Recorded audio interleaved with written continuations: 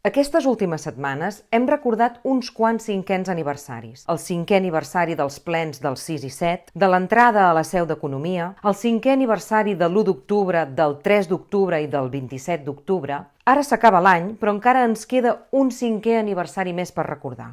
L'entrada de la Guàrdia Civil al Museu de Lleida, l'11 de desembre de 2017, de matinada, armats fins a les dents per emportar-se cap a l'Aragó les conegudes com a obres de Sixena. Lamentablement, aquests aniversaris se solen fer servir per fer el ploricó, per reescriure els fets a mida dels interessos de les cúpules de partit o senzillament per fer veure que aquí no ha passat res i que ara toca diàleg. Aquests últims 5 anys s'han fet molts esforços per esborrar la memòria de coses que van passar durant les caòtiques i violentes setmanes de finals de 2017. Un exemple sagnant d'aquests esforços ha estat la proposta de fer uns Jocs Olímpics del Reencuentro de la mà del president de l'Aragó, Javier Lambán. Un president que, ara com ara, continua celebrant l'entrada de la Guàrdia Civil al Museu de Lleida, aprofitant el 155 com una victòria de guerra. Davant els intents d'esborrar, reescriure i diluir els fets, a octubre volem aprofitar aquest aniversari per fer memòria i explicar coses que molta gent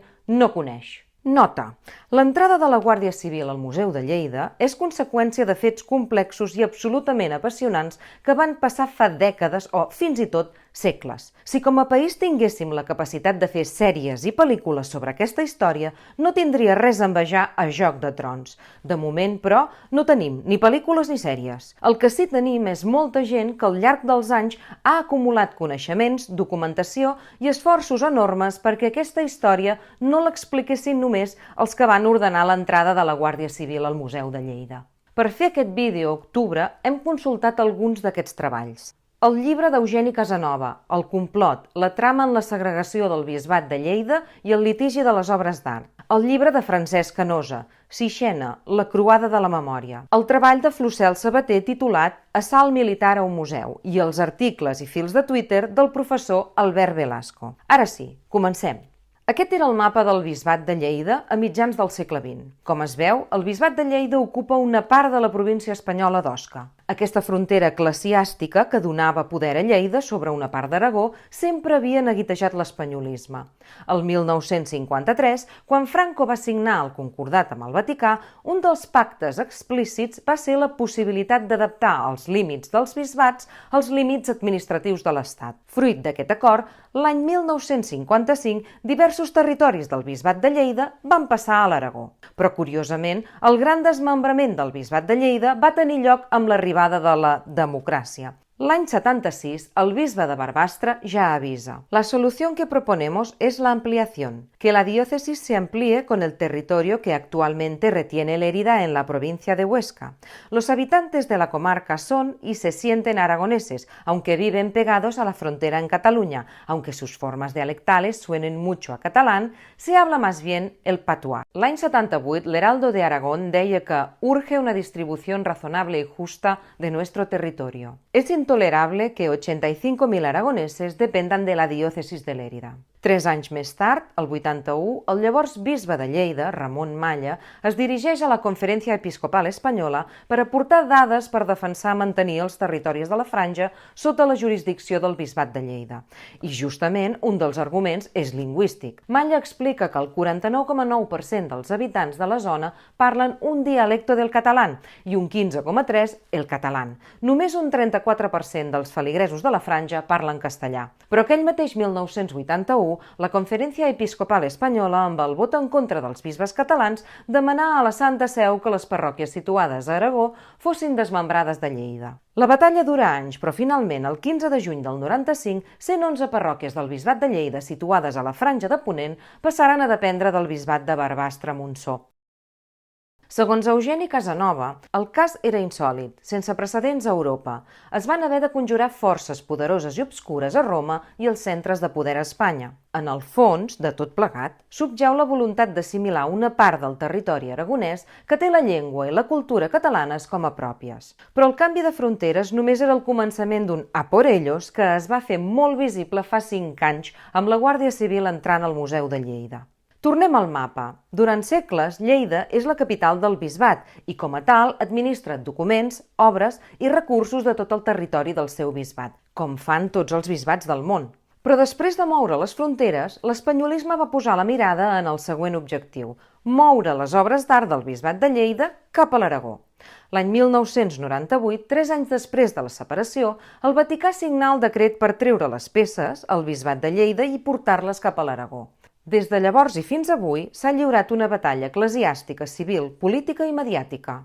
Una batalla de gairebé un quart de segle on han participat personatges que segurament us sonen: Rouco Varela, Juan Alberto Belloc, Federico Jiménez Los Santos, Javier Lambán, Juan José Omella o María Teresa Fernández de la Vega. Pel mig, la campanya del PP contra l'Estatut, 2 governs d'Aznar i el procés sobiranista. Nosaltres, en aquest vídeo, però, volem fixar-nos en 2 personatges menys coneguts: Lajos Cada i Silverio Nieto. El nunci Lajos Cada va ser representant del Vaticà a Espanya entre el 95 i el 2000. Ràpidament, Cada s'identifica amb les preocupacions d'Aznar i la Conferència Episcopal Espanyola. Cada es manifesta contra l'ús del català a l'Església i es fica de ple en política. «Me da mucho miedo la disgregación de España», diu. Francesc Canosa explica: «L'Església espanyola és més espanyola que mai i el pilot suïcida Lajos Cada continuarà amb els seus atacs nuclears». L'atac nuclear al qual es refereix Canosa és el decret que signa Lajos Cada el 30 de juny de 1998,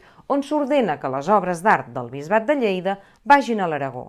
Però mentre Cada s'alinea amb la campanya espanyolista, esclata un cas que el Vaticà i la Conferència Episcopal Espanyola intenten tapar per tots els mitjans. Es descobreix que Lajos Cada està implicat en un frau per vendre unes altres obres d'art per sufragar un homenatge al papa Joan Pau II. El problema? Que l'homenatge és un muntatge i la venda de les obres és una estafa que podria arribar als 750 milions de pessetes. Si voleu aprofundir en el tema, aneu a Google i poseu Lajos Cada estafador. Lajos Cada va deixar el càrrec d'ambaixador del Vaticà a Espanya l'any 2000, però la seva ordre sobre les obres d'art del bisbat de Lleida va continuar viva.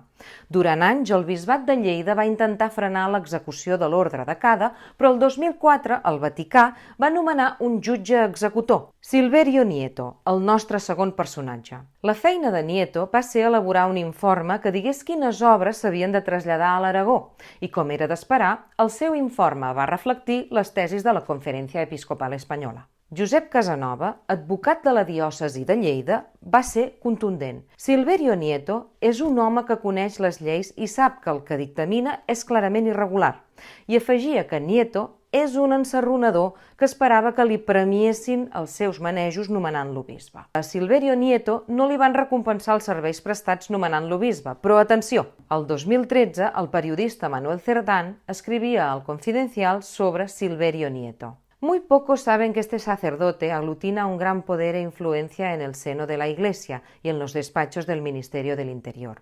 Don Silverio es el confesor personal del mismísimo ministro del Interior, Jorge Fernández Díaz, y del director jurídico de la Conferencia Episcopal. Además, en la policía lo señalan como el fontanero de los servicios secretos del Vaticano en España. El 2015, Nieto va ser condecorat pel ministre de Justícia Rafael Català, amb la Cruz de Raimundo de Penyafort. A finals de 2015, Nieto va ser enviat pel Vaticà per investigar un cas de pederàstia a un col·legi de l'Opus a Biscaia. Nieto es va reunir amb la víctima. El pare del menor explica la trobada amb Silverio Nieto así. Al principio fue muy dicharachero, nos contó su vida. Luego se transformó y nos interrogó sobre detalles extraños, la descripción de los lugares de los hechos. Al acabar, se largó corriendo. En el juicio salió que después se fue al colegio y cambiaron todo en base a lo que habíamos contado para que no coincidiera. Hicieron obras, cambiaron el suelo, la puerta, las cortinas. Després d'això, Nieto va fer un informe. Aquest cop, l'informe no era sobre obres d'art, sinó sobre el cas de pederàstia. Nieto no només no proposava cap acció contra el pederasta, sinó que demanava accions per reponer el buen nombre del professor. El 2020, però, el Tribunal Suprem va condemnar en ferm el professor per abusos sexuals i l'any 2022 el papa francès va escriure una carta a la víctima on es desautoritza la investigació feta per Silverio Nieto. El 2018, en el marc de les investigacions sobre el cas Kitchen i el comissari Villarejo, la policia va detenir el comissari Enrique García Castaño. Recordeu l'Operació Catalunya? Soy yo En sede judicial he hablado de la Operación Cataluña 3 veces. Segons explica la Fiscalia, en el moment de la detenció, García Castaño estava en companyia de Silverio Nieto, a qui va descriure com persona de la seva confiança. A l'informe d'anticorrupció que demana la imputació de Fernández Díaz i de l'exministre Cospedal, emergeix que Silverio Nieto és la persona a qui l'ex número 2 d'Interior envia un missatge abans de declarar davant el jutge. Francesc Canosa deia a una entrevista: «Sixena no va d'art, va de política, de religió, de cultura». Ens volen arrabassar la memòria perquè saben que sense memòria no podrem viure. Sense objectes podríem viure, però sense memòria no. Sens dubte, la història del litigi per les obres d'art del Bisbat de Lleida excedeix de llarg l'abast i les possibilitats del nostre vídeo. Però si aquests minuts ajuden a entendre la profunditat de la claveguera de la qual es beneficia gent com Lamban, la feina haurà valgut la pena. En el 5è aniversari de l'entrada de la Guàrdia Civil a la seu del Museu de Lleida, no oblidem, passa-ho!